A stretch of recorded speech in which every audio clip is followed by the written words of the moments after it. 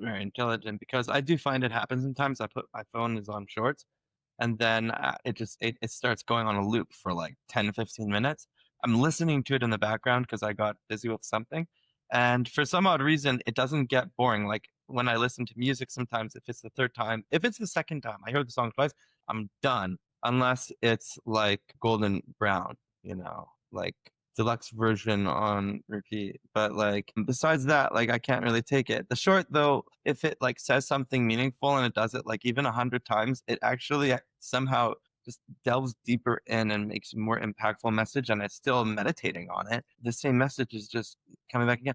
What do you think that has to say about the nature of the human psyche as it relates? That's a good question. It's just I think it just shows how simple we are sometimes, even though we all think we're so complicated and so like full of thoughts and ideas and so many, I'm not trying to underestimate anyone or myself, of course. We all have those deep thoughts and conversations with ourselves. But at the end of the day, we are all feeling the same thing. We're all in the need for the same closures, for the same, those dopamine boosts. That's why it works. That's just the way it is. For example, I'm sure that TikTok won't work for cows. I don't think they have that need for closure and for that dopamine boost, but humans do. And it's that simple. Once you get that click and you know how to create that click for other people, whether it's music, visual effect, you name it. Once you do, you're good.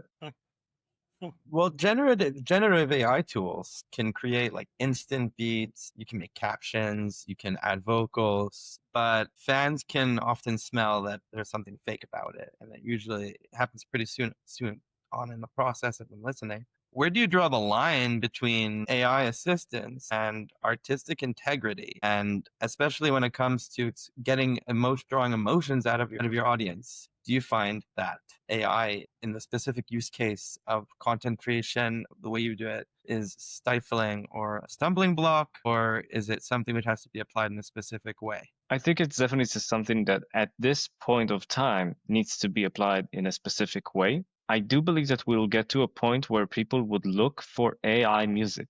That would be a genre. That would be something that I would like to listen. For example, I want to listen to blues right now, and you want to listen to jazz, and this guy want to listen to AI music.